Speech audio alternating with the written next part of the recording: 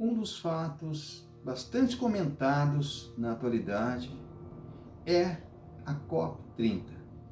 E alguns setores de oposição têm feito severas críticas a esse investimento do Brasil em relação a essa conferência. Após um período de total desprezo ao meio ambiente, após um período de muita devastação ambiental, é importante ver o Brasil de novo voltando a esse cenário tão importante em relação à questão ambiental. O Brasil hoje é a referência mundial na questão ambiental. E o Brasil tem um papel histórico nesse processo.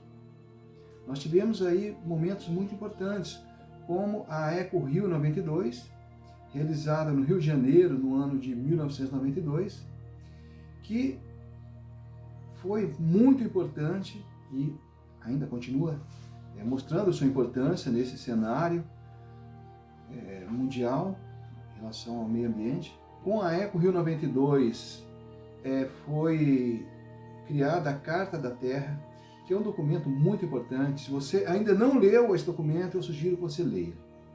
A Carta da Terra é um manifesto muito importante em favor da vida. Recentemente, em comemoração à Eco Rio 92, inclusive eu lancei esse livro, um livreto para crianças, que é uma forma de levar a Carta da Terra às nossas crianças. Então é uma versão infantil da Carta da Terra, e que eu inclusive lancei e cedi os direitos dessa obra ao Instituto Sereia.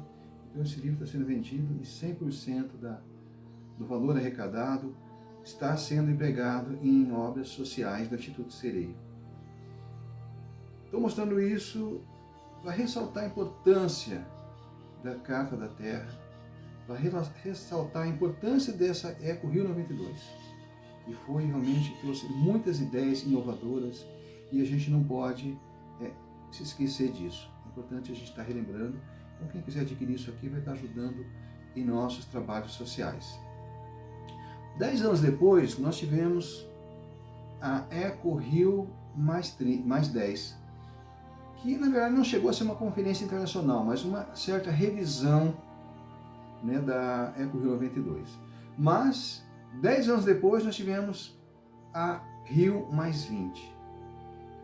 Essa sim, realizada em junho de 2012, onde o Brasil novamente vem sediar essa conferência internacional com o objetivo de renovar o compromisso político com o desenvolvimento sustentável, discutir a economia verde e a erradicação da pobreza. O efeito prático disso é que o Brasil sai do mapa da fome. E assim nós tivemos um resultado prático muito importante para a nossa sociedade. E após, como eu disse, esse período negro em relação à questão ambiental no Brasil, onde nós tivemos assim uma degradação ambiental muito grande, notadamente na Amazônia, tivemos quase extermínio de nações indígenas existentes. Então nós retomamos esse cenário com a COP30. Nesse ano de 2025, o Brasil novamente assume esse importante papel, sediando a COP30, realizada em Belém do Pará, em novembro de 2025. E é muito bom a gente ver esse país tão querido, a nossa pátria do Evangelho, o coração do mundo, sediando uma conferência tão importante. E a essa altura, muitos devem estar perguntando, mas qual a importância disso em relação à espiritualidade? Numa visão distorcida, nós não conseguimos enxergar a importância da ecologia no âmbito da espiritualidade. É certo que a essência das religiões é a vida espiritual e, infelizmente, nessa visão estereotipada muitas religiões têm um total desprezo quanto à questão ambiental, o que é um equívoco. Eu, particularmente, só vi algumas ações afirmativas em relação ao meio ambiente em duas religiões, na Sertinoye e na fé Bahá'í. Nas demais existe um certo desprezo por essa questão ambiental, como se o que importa é a vida espiritual. E, de fato, a importância é a vida espiritual, mas nós não podemos deixar de ver a importância desse mundo material para o nosso avanço espiritual. Aliás, foi Deus que criou tudo, inclusive esse mundo material, e nós temos o dever de preservar esse meio ambiente criado por Deus como suporte à nossa vida. Mas, infelizmente, existe esse desprezo. Muitas religiões se prendem à ideia da salvação. O importante é me salvar, o resto é resto, não importa. Outras, ainda que não tenham uma visão tão estereotipada, tão egoísta, melhor dizendo, não conseguem enxergar a importância do meio ambiente em nosso processo evolutivo. Porém, nós, espíritas, não podemos viver nessa visão estereotipada. E, aliás, acho lamentável o quanto a questão ambiental e quanto a ecologia é desprezada no meio espírita. E justamente por termos uma visão reencarnatória, nós precisamos ter uma preocupação muito grande com o meio ambiente. Precisamos nos preocupar com o planeta que estamos deixando para nossos filhos, para os nossos descendentes em geral, e também com o planeta que nós vamos encontrar quando aqui retornarmos, sabendo que a Terra é um importante cenário para a nossa evolução espiritual. Nós precisamos ter uma preocupação muito intensa com o meio ambiente. Afinal, precisaremos retornar aqui muitas e muitas encarnações, talvez milhares delas.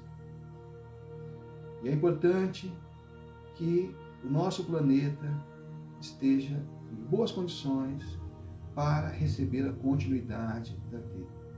Não tendo essa visão fatalista de fim de mundo, de que tudo vai se acabar, nós precisamos entender a importância de preservar o meio ambiente, de preservar o nosso planeta, que seja um planeta sustentável para todos nós.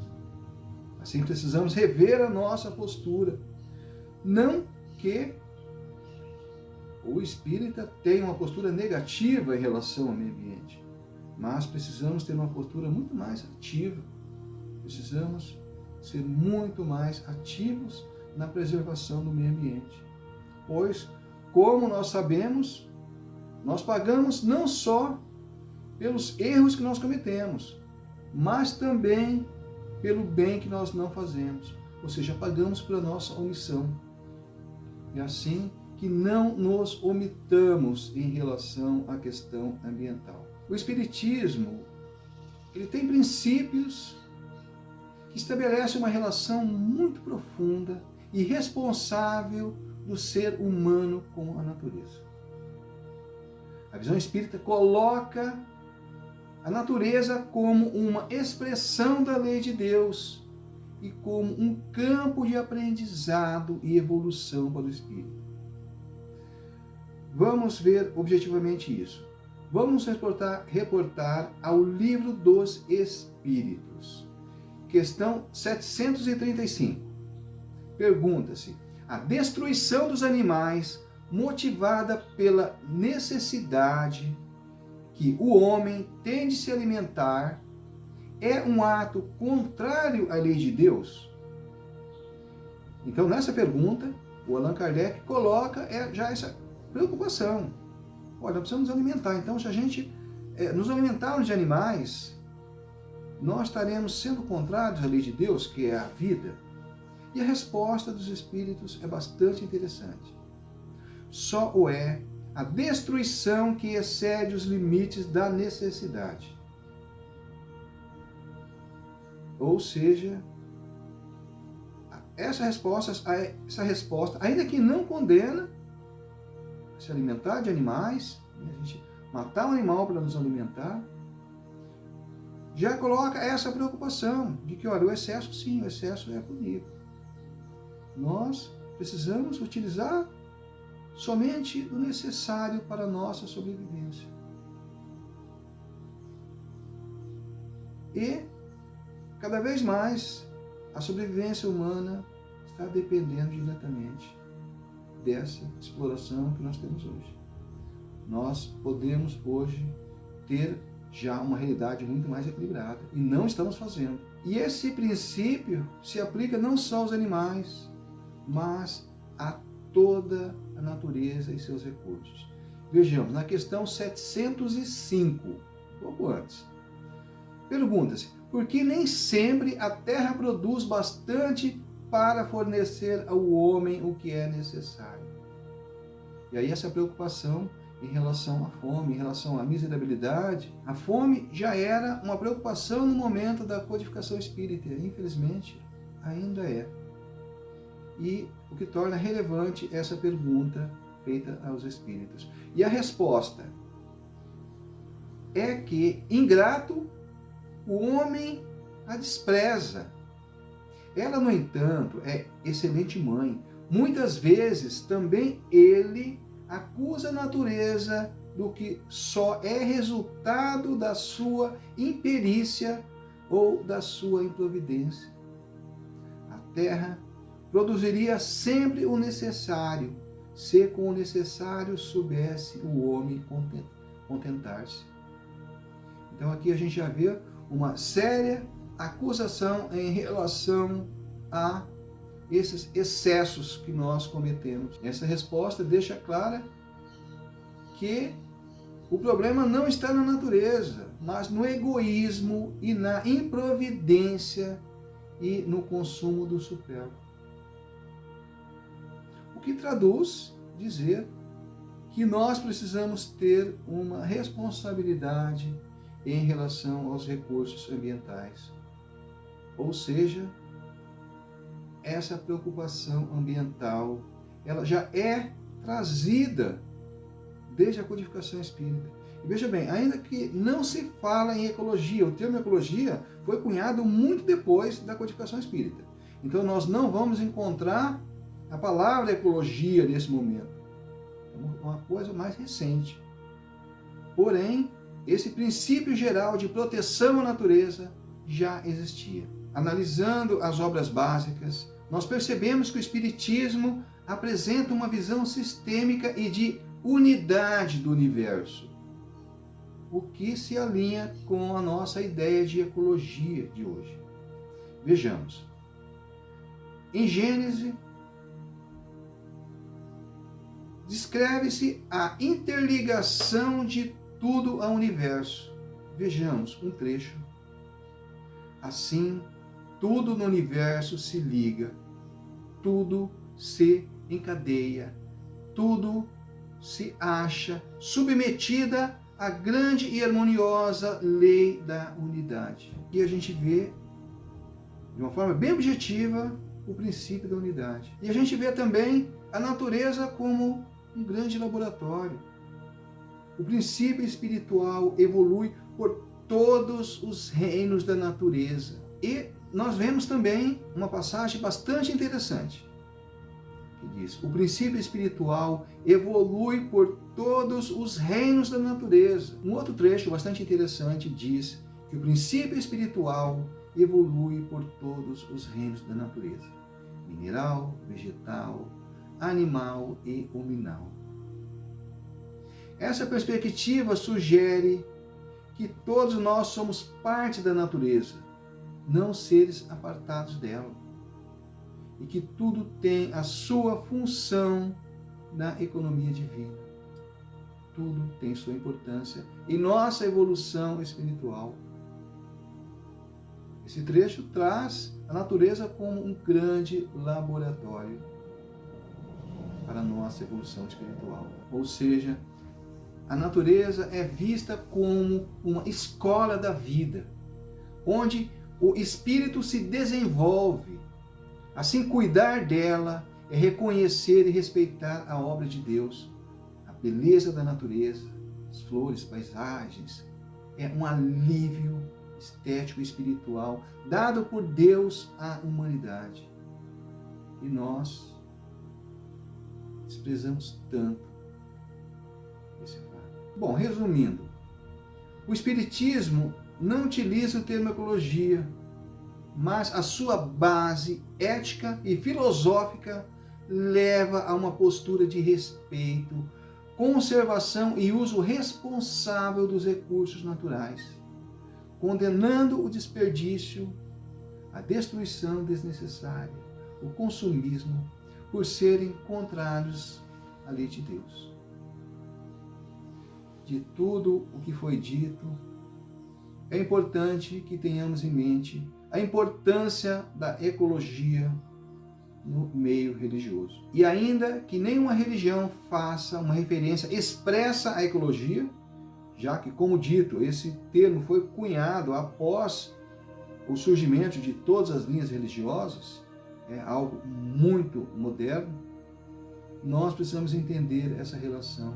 Precisamos respeitar a natureza como uma dádiva de Deus. Deus não criou nada por acaso.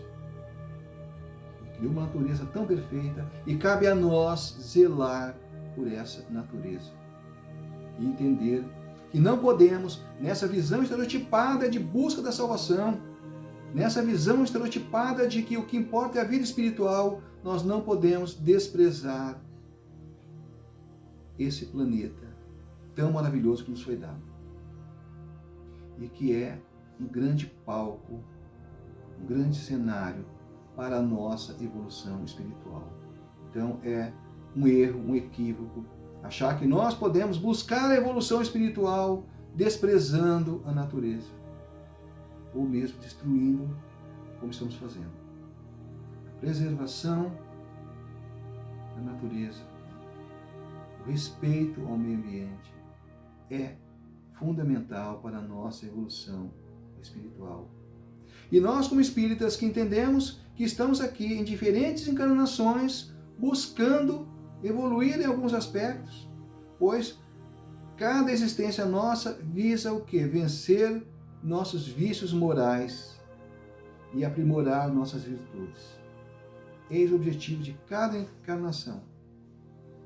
E nós não podemos, de forma ingênua, acreditar que nós vamos chegar à perfeição sem saber dar o devido respeito à natureza, sem assumirmos o nosso papel de co-criadores perante a criação. Muito obrigado a todos.